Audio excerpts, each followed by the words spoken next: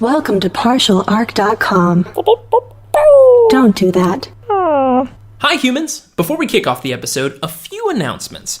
I've said this before, but I'm hugely excited about our newest podcast, Friday Night Quest, a weekly live play D&D podcast with celebrity guests and ridiculous adventures premiering next month on June 5th. Check out partialarc.com for more details. Second, the Partial Arc crew is going to be at Origins Game Fair this year from June 3rd through the 7th, and we may or may not have some exclusive announcements for those attending. We look forward to seeing you there. And finally, if you enjoy the show and you'd like to help us fight off Cucumber Men and save New York, please consider hopping on iTunes and leaving us a review. Any 5-star rating and review really helps people find the show and allows Todd and I to continue doing what we love. With that said, let's start the show. Do you want to hear a story? I'm not letting go. Are you ready for this? Follow your heart. I'm going in! This is Blockbuster Punch-Up! Welcome to Blockbuster Punch-Up. This is episode 20. I'm your host, Jay Jones, and I'm joined by my co-host and film enthusiast, Todd G. Levin. Hey, Steve! Todd, how art thou? I art well. You do? Yeah. Is that what all those finger paintings are for? That's exactly what they are. Those are done with your fingers, right? Yes, they are. And toes. Oh, wow. You're quite... is that ambidextrous? Is that Toby dextrous? That's Toby. Toby Maguire dextrous? Toby dextrous, that's right. Toby Maguire. Toby Maguire dextrous? All right. Well, okay. nobody knows about him. I mean, he was a king after the fall of humanity. But, I mean, anyways. So, guys, for this episode, we're going to be talking about a big blockbuster of the year. Many, many other blockbusters have led up to this. What could it be? I guess. Fast and Furious 7. No. Oh. Mad Max Fury Road. No, not that one either. I think I said Furry Road. Yeah, I think you said Furry Road. That would have been a very different movie. Honestly, pretty much Probably very similar. Yeah, that's true. But the film we're actually here to talk about is Avengers Age of Ultron. Oh. Yeah, the follow-up, sort of, to the original Avengers and follow-up to the other preceding MCU films. The conclusion of the Phase 2 of the Marvel sort of. But except for Ant-Man. That's when it really all comes to a head, guys. Wouldn't that be weird if Ant-Man was just a big ensemble film? They've been hiding it in the trailers. Yeah, It's the only scenes where they're not with Captain America. Avengers Age of Ultron was a tee-up just it was a tee-up to Ant-Man. Yeah. All right, so we kick off each of our episodes. We're going to start with a film recap. Todd, if you could kick us off with the jumbled jigsaw dense recap that is Avengers Age of Ultron. Yeah, you got it. I will kick it off. The film explodes out of the gate with the Avengers avenging a Hydra base in some super secluded part of the world that we'll probably never need to know about again. Obviously not. Yeah, right. Not Why important. would we? Yeah. Tony Stark finds the Tesseract Scepter and is given visions of an alien apocalypse and the death of his comrades by the Scarlet Witch and her brother Quicksilver, Dun dun. affectionately known as the Twins, both refugees of this obscure part of the world, which we'll never see or hear about ever again. We'll never need to come back Yeah. here. It's not important. Stark and Banner discover an AI inside the scepter and use it to create Ultron, Stark's global security system he doesn't quite have the technology for yet. Yeah, he's like, let's do this thing. Ultron becomes self-aware, determines in order to save the world, the Avengers and all of humanity need a big do-over, and escapes through the internet to that secret base in the place that we don't really care about where the Avengers left a bunch of super important alien-looking stuff. They left a bunch of alien technology I got in that the scepter, basement. guys. I got it. What about I got the scepter. What about the giant whale thing? Oh, we don't need to get that. Shamari, who cares? I ordered catering like a few hours ago. I'm going to throw a badass party at my pad. We got to get back We gotta there. get out of here, guys. The Avengers can't use the internet anymore because Ultron is in it. Yep. Ultron recruits the twins and hits up a shipping yard in Wakanda, another place that we are not going to need to know about yet. Not going to need to know about. It's not important. For vibranium, which is super strong. Yeah. The Avengers find all this out by using the internet. Is he doing anything else to anybody with the internet? I like, don't is he know. causing like more pop-ups? Like global pop-ups. collapses and, I don't The know. YouTube video advertisements are just a little bit longer than they normally are. Meetup.com. Just shenanigans where like no one is there to meet No up with one's anyone. there. He's just trolling people. It's just Ultron is hard trolling everybody. Scarlet Witch gives each of them visions, which causes Hulk to go berserker and kill a whole bunch of people he until did. Stark stops him with the Hulkbuster named Veronica. Yeah, it was very nice. Named after Very sweet. somebody. Somebody. He loved the show Veronica Mars. That's right. He loved that show. It was either Betty or Veronica. He chose Veronica. That's right. Yeah, he's a big fan. The gang takes refuge at Hawkeye's safe house, his actual house, with his wife and children. Banner and Natasha hit it off, interestingly enough.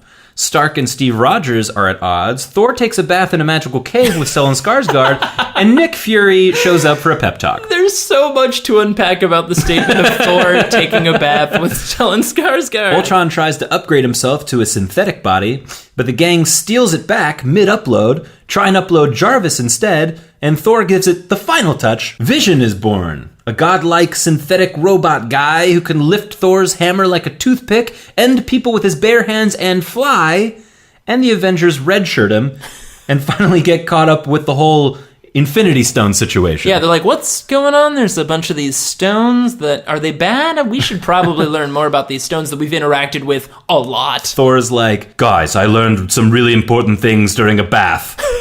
Ultron has a plan to raise a piece of the Earth in order to drop it back on itself to cause a world-ending event, which is, as you would. Yeah, of course. And goes back to that part of the world we don't care about in order to do it for some reason. The twins join the team. Quicksilver quickly sacrifices himself to save Hawkeye, of all people. Nick Fury and New Shield help all the citizens escape, and Stark explodes the meteor. Vision and Ultron have a chat in the forest, which ends very badly for Ultron. Poor Ultron. James Spader just didn't get that happy ending we were all hoping for. He's got the blacklist. That's true. Hulk takes a one-way ticket to the middle of nowhere. Black Widow laments his absence, and then she and Captain get to work at the new Avengers facility, breaking in the new recruits. Scarlet Witch, Falcon, War Machine, and... a god. Vision. And of course, Thanos shows up in the end credits again, reminding us yet again that we have 8,000 movies to go until we get to formally meet him. Yay for summer of 2083! Yes, I can't wait for 2083. It's gonna be a good We're one. going to be synthetic androids by then. So We are not going to be sick of these movies at all by that time. Ever. Please, Oh, one God. a year. I can't wait for Avengers 17. So guys, that was our recap of Avengers Age of Ultron, and that'll take us right into our punch-up. Punch up.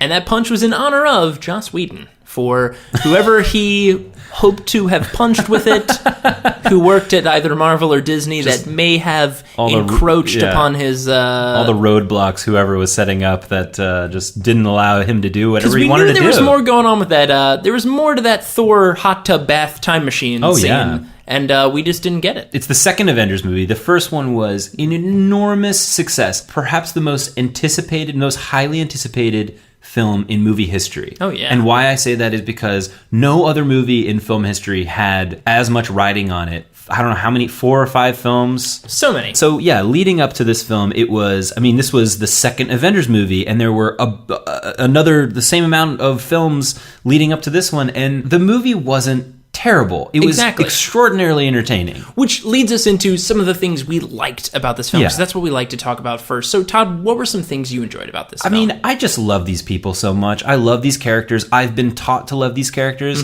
I've always said, I didn't even like any of the movies until Avengers. Another thing I really liked, which everyone on the internet seems to hate, I actually really liked Banner and Natasha getting together. Yeah. I thought it was really well done. I mean, I have a friend who, says, I liked it, except I just didn't know why it started. Because it's true, there is not really, there isn't really a meet cute point. of sorts where it's you get to see why they start being interested in one another. It was another. just didn't you know this was happening? Which was strange. Which it's is kind of some things about the movie itself. Yeah. There's a lot of that are didn't like you that. know? Didn't you know? And you're like, Didn't you know Iron Man's back to being Iron Man? And you're like, there's a lot of catch up. But say what?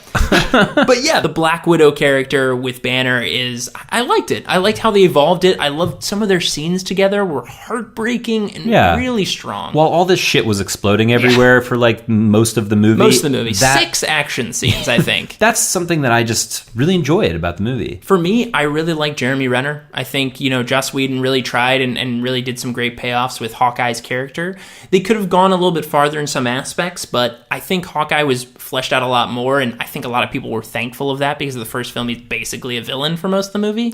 And at the end, he's just I shoot arrows and quip maybe a few times, but he was great in this film, and we got to learn a little bit more about him. The Vision is really cool. Oh, I love Vision. I love the concept of the Vision. I have problems with what they did with Vision. Right. But Vision himself, when that happened in the movie, it was just new game, new playing field. Right. There's a new world order now. There's a new bar, right? That Vision is here. He can just lift Thor's hammer, no problem. Oh, That scene's amazing. From a writing perspective, from a film perspective, the moment of like, how do we introduce a character in the third act and make the entire cast immediately trust him and work with him, and the audience care, and know like how big that important, and value it. Oh, the huge payoff of the whole hammer lifting thing at the front end of the film with him just grabbing it, not even knowing. Like, clearly he didn't even know that was a thing. He was just like, yeah, here's your hammer back, by the way. And everybody's just like, and then it's as if he was tossing someone their keys and be like, oh, I found these. That was a great moment. And of course, the bickering as the film went on with who can lift the hammer. I loved the end of the film, the conversation of like, so he's like a robot. So like, if you put the hammer in an elevator and the elevator goes up, that doesn't count as lifting the hammer, right? I thought that was a great line. Again, great Joss Whedon dialogue. Yeah. But yeah, so there was some great stuff in the film. Now, some of the things we didn't like. One of the big things for me was how this film fit in the MCU. Because that's one of the big plays of Marvel, right? Yeah, it kind of was a bit of in a strange way, a standalone which is kind of movie, right? Yeah, which is so strange because Avengers, the first film, was 100% a build-up. It was all the films kind of rolled into, Thor and Loki. Loki was the villain. Captain America, it was kind of that first Avengers film was Captain America reintegrating into modern society. Iron Man, the first previous Iron Man movies were about him playing, being a solo guy, always taking the credit, while in Avengers he learned to, basically give himself up and, almost kill himself when he went into the wormhole. All great progressions of their arcs into that film. Right. While this one rolled into it, it was like, oh, Iron Man is Iron Man again. And it was like, oh, wait, what? In Iron Man 3, he was like, he threw away the centerpiece, he gave up being Iron Man, and then the next time we see him, it's like the first shot, I think, is of Iron Man flying in. Black Widow and Hulk, we just get right into it. We're like, where did that... I didn't see Dark World. Where did Thor end with that one? See, that's the other thing. Thor the Dark World didn't really roll too well into this film. There's an Infinity Stone in Thor the Dark World. They call it the Aegis or Eerie or whatever it is, it begins with an A. And it doesn't really play into this film because like Thor didn't know it was an Infinity Stone until this movie when he went into a hot tub and came back and was like, guys, Infinity Stones. Guys, I took some ayahuasca and, like, in a cave. Malekith, and none of that stuff really played into this either. So like Winter Soldier, which is arguably the best MCU movie so far,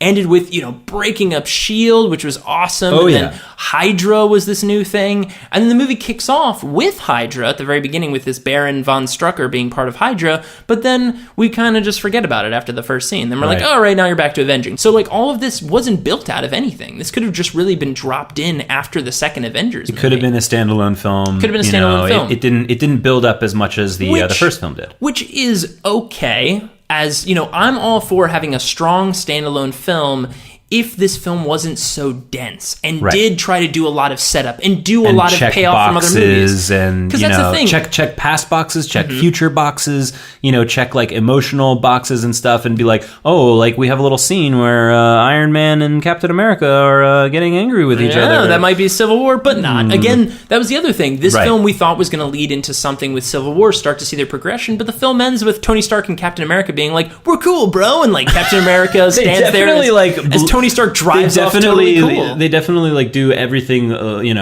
short of fist bumping. That was one problem. How this just doesn't really fit into the MCU. So another issue we had with the film was investment. That's investment with characters, that's investment with the stakes and locations and things like that. And I know, Todd, you have some prickles with this one. Yeah, you brought up this point actually at the end of when we saw it. You were just like, I feel like the first Avengers movie, the locations in which they fought were Stark Tower, New York City, helicarrier, very locations that have been made important to me based off of the movie that I'm watching. In this movie, there's like this place called Sokovia that's made up. Yep. In like the Ural Mountains somewhere. Like, who cares about this place? And sure, there's people there, but we don't have a scene of like meeting any of the people. We don't know any of those people. The only scene we get is like we see the Iron Legion land there, and people start throwing rocks at it because whatever government that they're under has been spreading propaganda that you see for a millisecond on the wall. There's like Iron Legions or like spray painted Iron Men that looks like like this is your oppressor or whatever. Yeah, and it's just like, but that's not enough, man.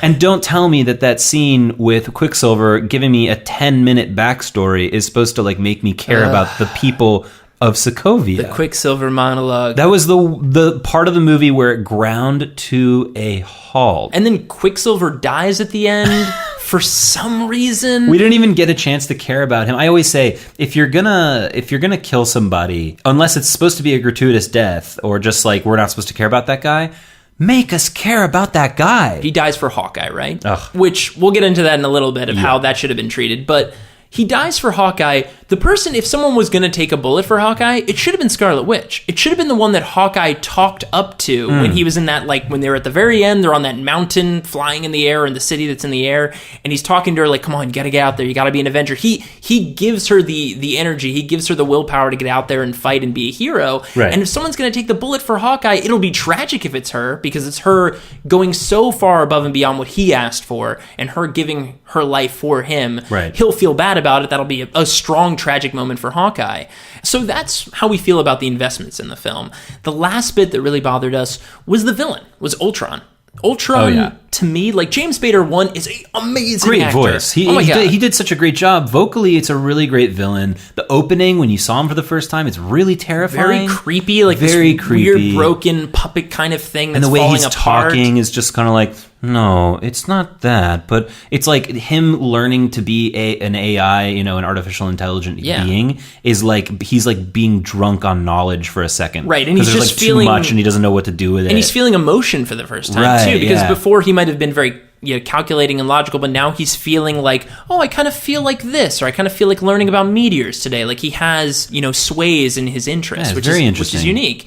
But how Ultron is portrayed in this film, to me, it was so boring and a kind of a disservice to James Spader, because every time he was talking, it was this really weird CGI robot in my face. Like a smile. He had like robot lips. A little robot Like it wasn't smile. even like a robot mouth, but it was a robot mouth with then like jelly lips on top. I don't know what was that metal made of, but like his mocks or whatever, his and machinations I think, were really bad. And it might just be a personal choice. It might just be, some people might have really loved his look, but I thought he looked really weird, and I thought the CGI, not just with him, but overall in the film, was very weak. It was lacking a lot of quality in a lot of different areas. It reminded me a lot of, Matrix Reloaded. Yeah. The Matrix was so good. It's like, it's like Matrix, Avengers. They were so good. They did such a seamless job of like blending CG and real stuff. And it looked great. It was, sure, maybe sometime it looked cartoonish or like a video game, but it was like cool in that way, And then you get Matrix Reloaded. Oh my God, there's like more than one Agent Smith. What is Neo gonna do? Turn into Gumby and fight a bunch of like video a bunch game of characters. rubber Smiths, and it looked weird. The opening of the film, it looked bad. It looked really bad. Like the opening shot, and some might be lying to themselves, but there was an opening shot where like we're flying past all of the Avengers, and like it's very much like green screen and fake CGI characters, Very and cheesy looking. very cheesy, like a sci-fi film. You know what it looked like? And this is the ultimate insult. What? It looked like the Hobbit trilogy. There were just parts of it that were just like, that's just so not real. It's painful. That's not a real thing. Thor, that's not your arm. That's not how gravity works. None of that's how Oh, there gravity he is. works. He popped right in there. That's real, Chris Hemsworth. And, okay, like, cool. This was just rolled out into further into the film. Like, they were talking about before this film came out, and I feel like they were talking or trying to talk about it in a positive light. This film has more CGI effects than any film ever before, and I'm like, no, don't do that. More to your point, Ultron looked like a teddy bear. Yeah, he Looked like a big metal teddy bear. and like he looked fake in every scene. Yeah. His proportions were really strange too. And He it looked just, like the Michelin tire guy or something. He was just like, he never seemed scary to me. Like Yeah, I was just right. like, oh, cartoon Ultron. Like it's I just was that never opening. really afraid of him. It's just that first the scene. opening scene was so much scarier. Right. But after that, he was just a cartoon character. Right. So that was a little bit about Ultron and the CGI in the film, and that's actually going to take us right into our punch-ups. Oh, yeah. All right. So, listen, if you're going to have Quicksilver and Scarlet Witch in the story, Right. and if you're going to have this concept of, that there's this backstory where, like, Tony Stark has something to do with it and all that kind of stuff, and if you're going to have Sokovia or wherever this place that we're supposed to care about, let's care about the place. Yeah. Let's and the way you do that, I think, is you start with that backstory that he tells Ultron, that like 10-minute, show-stopping number in the middle That of everybody loved. That everybody loved in the middle of the movie. They're in this, war-ravaged country. let's call it Wakanda, you know? Okay. Maybe. Like, It's maybe not tied into a place Sokovia. that we should eventually know about. Yeah, like Sokovia, who cares? Wakanda, oh, I think I know something about them Black Panther-wise. Yeah. Okay, so, like, this is a place where there's natural resources. There's this thing called vibranium that's there that's, like, really important. It's a strong metal, all this kind of stuff. Let's say something about...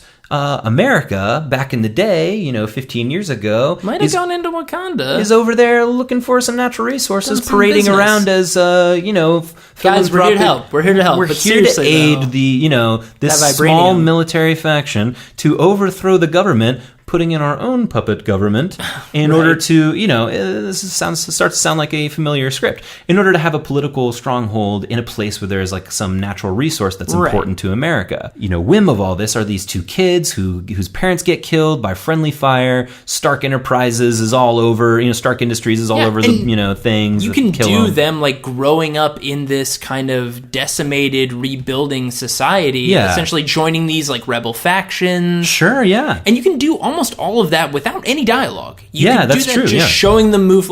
We understand what that situation is. Because Totally. it's something familiar, you can play up that tragedy and you can play up that visualization a lot more. And maybe they got hurt, and this rebel faction that the United States sort of funds, this sets the stage for like caring about those two characters and the place, and it's a battle zone that we maybe care about, Yeah. and sets the stage for like humanity, caring about like humanity. It also sets up them not liking incoming helpers, quote unquote. Yeah, there you which go. gives a little bit more of a background to why everybody in fake Sokovia hated the Avengers. Because, sure, you can dislike them, but we give a little bit more of hey, we don't want your heroes. We had heroes here one time before, Right. and it left us worse for wear. And their name had Stark Industries all over 'em. Exactly. And, that was back when Tony Stark was selling weapons and everything. He's cleaned up his act. He's different. But these people are in the past. So fast forward all these years, Tony Stark's cleaned up his act. Iron Man 3 has happened. He's, a little bit broken. He's Right. a little bit, he's spending time with Pepper, and He's not avenging as much. Right. He's kind of hung up the suit as he did at the end of Iron Man 3. Right. A little change there because, look, him putting on the suit again should be a powerful moment. There should be a reason why we need Iron Man right. again. We don't have that in this Putting film. on the suit would be a really cool It moment. should be we need Iron Man back. He needs, he needs one last ride. We need Iron Man one more time. Right. And what's he doing in the meantime? He's in the meantime, he's playing around. He's trying to help the Avengers from the backfield. He's from home base.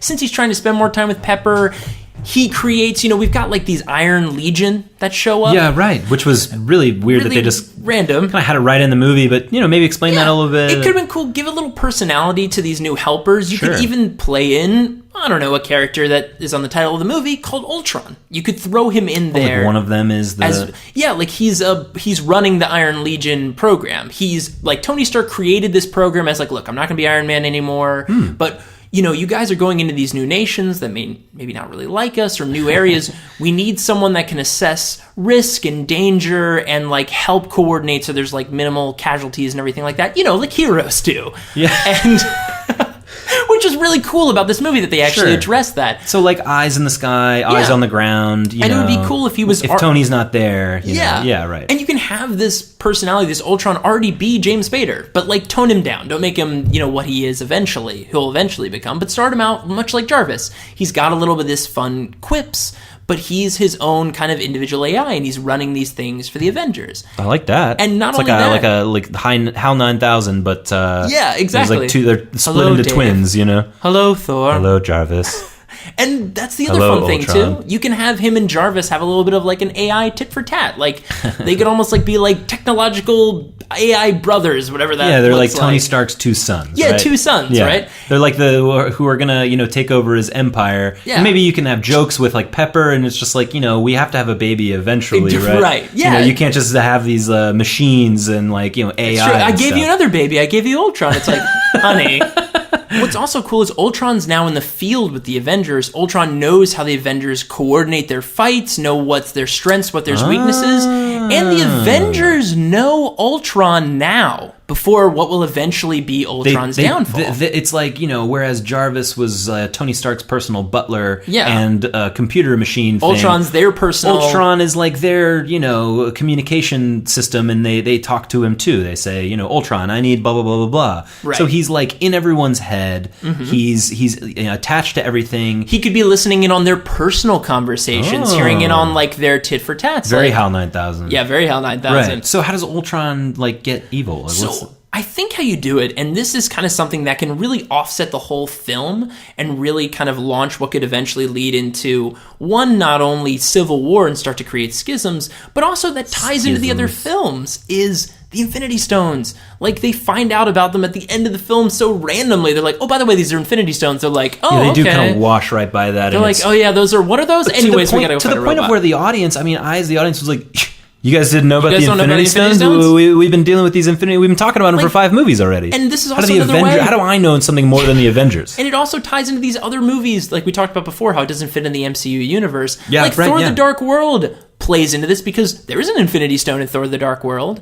So you can have them suddenly be like, and it's also a great breakup point for Tony and Captain America, even with like Thor. Like, hey, so this is also an Infinity Stone. We've got like 3 of these things now. We haven't seen them ever before. Maybe like back when Captain America encountered them in the 50s, but like in the last year, 3 of these things have cropped up. Which on would Earth. make sense why Captain America is very afraid of it. You know, Yeah. he doesn't trust it. He's like, I don't know, guys. Tony Stark, on the other hand, is excited by these things. Yeah. Right? Because he's just like, this is exactly what we need. This is the secret ingredient. The mind gem, just like a mind gem in the previous Avengers messes with the minds of human beings, it might interact with AIs differently.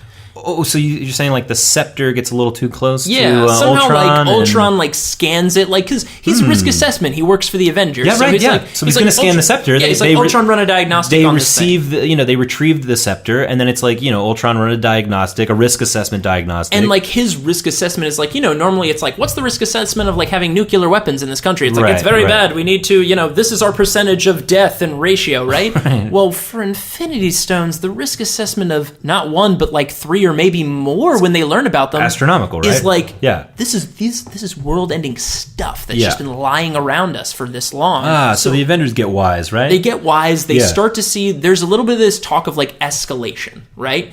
And this movie has a lot of that, a little bit of like how, Vision comes in and he's like this new character, and it's like the game has stepped up. And talk about escalation. I Yeah. mean, when they meet him, he's like, they're like, who is this guy? And they're almost scared. They're in awe and they're scared of him. Yeah. Because they don't know if he's another Ultron, but he's bigger than Ultron. Yeah. I mean, Ultron, at least in the movie, helped like create him. Exactly. And you can still keep that in this film. Like, I like that Ultron had a hand in creating Vision, because that's also in the comics too. Fun fact. Oh, is it? Yeah, he created Vision in the comics. But in this, instead of it being like, I would have liked it instead of him like trying to be like, I'm gonna put my body in this guy. Right. It would have been cool if he created Vision, because he still has, because he goes crazy, right? The mind gem still makes him go a little nuts, and he goes bad. Maybe the mind gem sort of makes himself aware. Yeah, exactly. Like it gives him like it gives him that little consciousness, extra, that little extra kick. Right, that push over the edge into like, and now he's fully operational, but now he's Skynet, and now he's he's taking fucking it too insane. far. Yeah. And you can have him bring in that family member, because like he remembers Jarvis. They were like, they're kind of brothers of the same coin. They are sons of Iron Man. And he misses his brother. He misses his bro. Yeah. So he wants, like, he's lonely, and he's got Quicksilver. He doesn't have Tony anymore. He doesn't have Tony anymore. He's got Quicksilver. He doesn't have any of his friends, and Scarlet the Avengers, Witch. But when he eventually levels the Earth, or whatever his plan is, they're not going to be around. He needs his old pal. We love Thor, right? And there's a little bit of that love in Thor because it is tragic. It's 2 brothers that tragically are torn apart between the same conflict, right? Sure. And you even have Tony. Now we have a reason for Tony Stark to put on that iron suit again. There it is. He's like, my kids have gotten out of control. My son Ultron, like, he knows. I need to go pick him up from school. I need to pick him up from death school. From the dance. So now we have They're gotten drunk we can at have the an dance. awesome, like, gotta suit up moment at the third act of And this film. Pepper's like, go get him, Tony. You got to do this. Yeah, and right. like, that's a really cool way to throw Iron Man back into the mix now.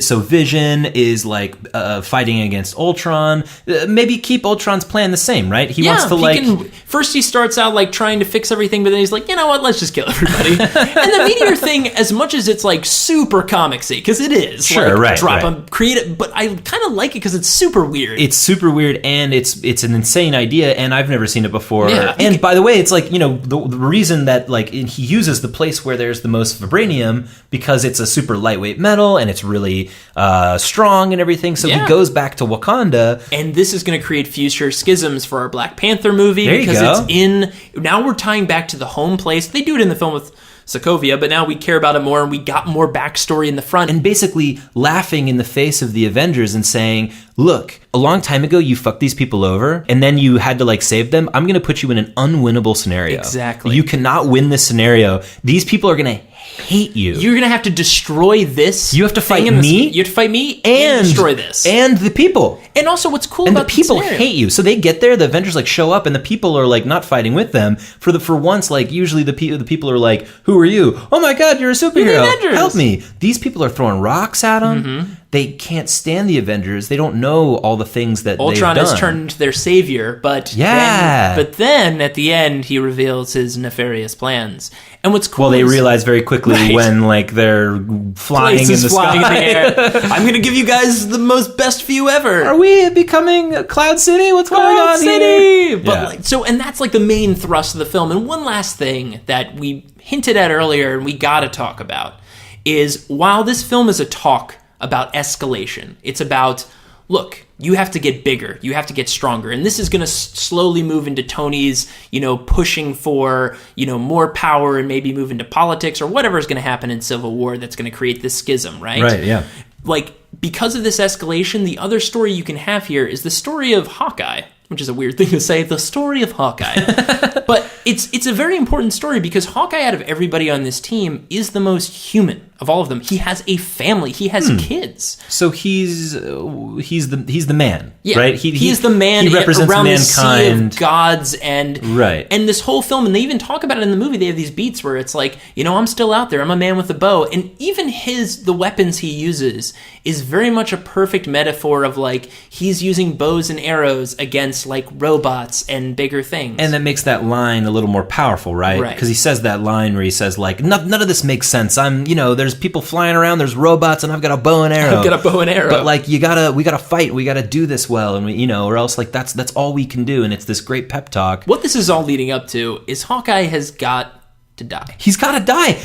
If was it just us, or It might was have the just been us. entire movie pointing to It was Hawkeye's like, impending Hawkeye's death? gotta die. And what you could lead up to be a very heartbreaking moment here is throughout the film, Hawkeye makes these jokes with Black Widow offhand, being like, "Oh, I'm gonna knock out the kitchen, and we're gonna do these kind of things." Yeah. And throughout the film, he does it very casually, like as lasers and bombs are going off around him. He's just like, "Yeah, I'm thinking like drywall around the kitchen, and maybe some like tiling." Because it's in there right in the end where Yeah. he's like driving with her. He's and driving in a just car, like- I think I'm going to make her a studio. I think I'm going to give her an art studio. And what could be a great payoff to that, and what could really help Black Widow's arc in this film, because her arc in the film is very important as well, and it's her kind of coming to terms with that you're not a monster. You're a human being. And her arc could tie into Especially this really, in the wake of Hulk going leaving. away, yeah. And what could really help this is like he's on his comm with her in the final moments, and he knows whatever's coming, Ultron, another thing, he's got to stand in the way to protect someone and some And he's kid. gonna die. He and knows he knows it. he's gonna die. Yeah, right. He knows this is the moment, but Yeah. he says to her, almost as like, hey, this was like our thing. It's like a personal, this was our thing to make these jokes. Well, they are but very close. They're really They good are very friends. close. She's Aunt Natasha. She's Aunt Natasha, which Yeah. was wonderful. That's really sweet. And he's like, he says like, I've decided, like, I want it to be wood tiling. Like, do you hear me? Like, but he's trying to make it like a joke, but he's tearing up. She's getting a little bit emotional. It's a 'cause great she knows. emotional scene. And she can say, he's like, and you got to be sure it's got to be wood tiling. She's like, yeah. And then, Wood tiling. or whatever it is, wood tiling, right? But then when he dies, we can have that scene at the end where Natasha goes to the house. And what this is too is this is also kind of like a Dark Knight scenario where like the Joker in Dark Knight loses, right? He doesn't blow up the two boats. But his big second play was to prove to Batman that he can destroy their best, their brightest. Well, Ultron's in this is like, yeah, I didn't destroy the world, but my proof was that you aren't enough. Humanity isn't enough to stand up to what's coming. So their most human on the team is the one that dies. And even the god, they created a god, but even he couldn't help, right? Couldn't save Hawkeye. Like And Hawkeye, it's very much yeah. like almost like a Joker-esque, like I lost, but I still won. Right, it's that- I it's still that- proved the point. That's right. It's like the moral victory for the villain almost. Yeah, and that's painful. It's sad. It's painful, but this is what this film seemed like it was going for. Right. And to also lead And into a film and that like further, creates the divide. a break. Yeah. By the way, that's where Tony Stark can really lay into. You know what? he is right. And Captain America has to be the one that says, like, he's not right. Yeah, you can't side you can't side with the villain. You can't side with Hitler. Note. Just because, right. you can't side with, like, the just bad because things didn't go completely just right. because he proved a point doesn't mean that everything he said was right. And Steve Rogers is obviously like, no, Tony, that's like that's a bad road to go down. That's how Hydra got into S.H.I.E.L.D. That's how, like, that's how really bad things happen. And Iron Man could even say, like, maybe I've been going about this wrong. Maybe suits aren't the right way. Maybe I need to go where the real power is. Maybe I need to go to government. And that leads into Civil War. And that's because Iron Man gets involved with the Registration Act. Now, who knows if they're going to do that exact same story, but that is a great way to lead into that breakup. Yeah. And to that kind of, like, Empire Strikes Back, like, we won, kind of. Right. And now with the Infinity Stones, now with kicks off Hawkeye's Phase arc, 3 which kicks off really Phase well. 3, like, this all leads into the MCU really nicely. Hell, maybe at the end of the movie, Pepper's pregnant. That's an interesting twist. I like that. Right? Yeah. And it was Jarvis. It was Vision. It was Vision. It was and it's just Paul Jarvis Bettany just and, winking at the screen, and then it just cuts to black. I think on that note, that's where we end our punch up, with Vision sleeping with Pepper. All right, guys. So that was our punch up. So that'll take us right into our smash up. Smash, smash, smash, smash, smash, Smash, smash, smash, All right, this is our game, Blockbuster Smash-Up. How we play it is Todd and I will select a globally accepted good film and a globally accepted bad film. Yes. We don't know what the other one has selected. Except mine is terrible. Todd has the bad film this episode, and I have the globally accepted good film. Oh, gosh. And on the count of 3, we will say them at the same time, culminating in a smashing of films, which will equate to a new film for all of you that we will have to somehow finish and give a title to. So here we go on the count of 3. 1, 2, 3. Jumanji. Howard the Duck. Oh, no! Yes. Okay. This is exactly what I want. This is exactly what I want. I already know exactly how this film starts, but really quick. For anyone who doesn't know what Howard the Duck is about, the old George Lucas Howard the Duck film. Todd, Obviously chosen on purpose because of the whole Marvel Universe situation. Todd, please give us a quick recap. Of The movie's so weird. I don't even think I could, but essentially, like, Howard the Duck is this 27-year-old, like, perverted duck guy who lives in Duck World. Who, like, I don't remember, like, why he goes to Earth, like, how he gets there or whatever. He gets there somehow. But somehow he, like, goes to Earth through space, lands in Cleveland, Ohio, where Leah Thompson from Back to the Future is she's like a rock star, and he gains her affections.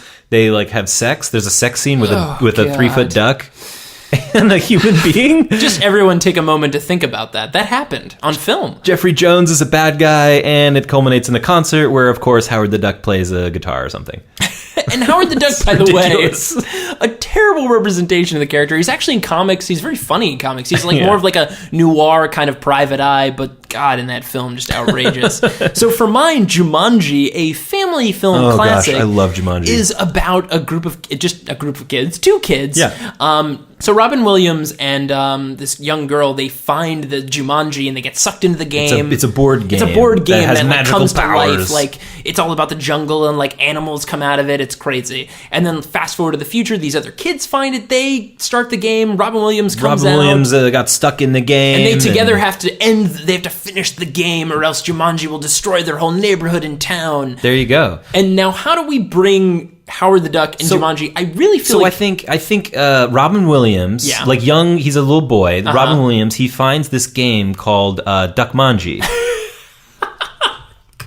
I wasn't even thinking to go that way. Where there's... Duckmanji? Instead of the jungle, it's Duck World. Just ducks? It has to do with ducks. So it's like a duckadile and a ductopus and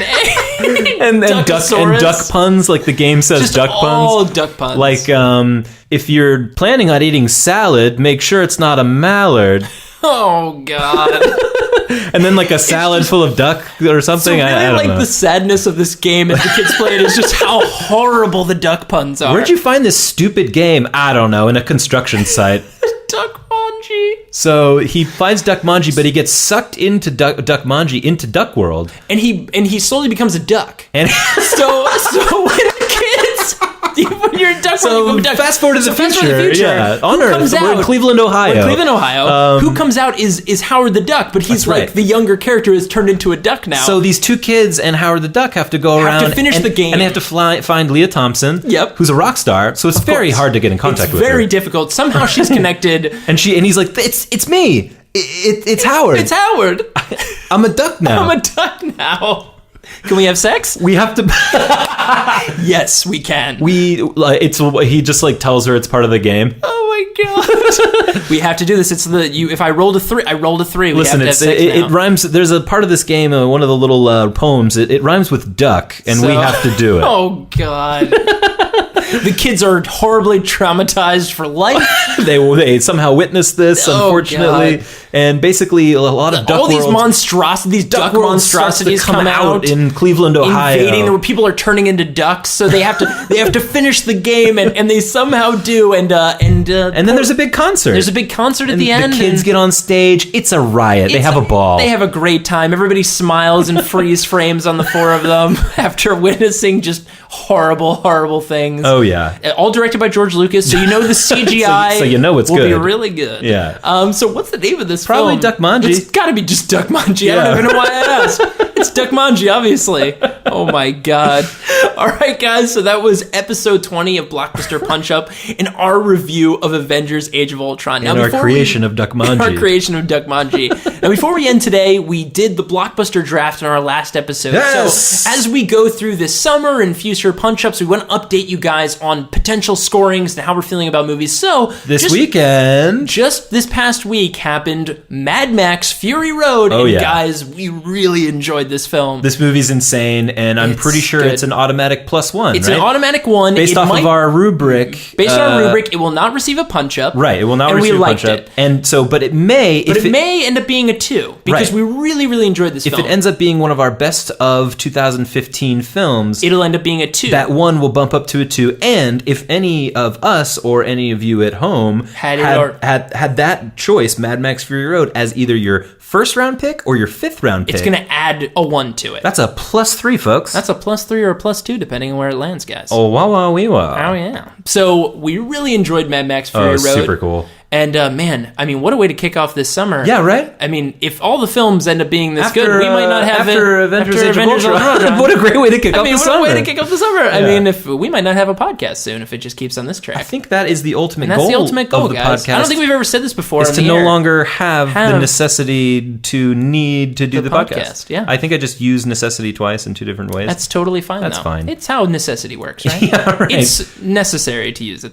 Nope, didn't make that work.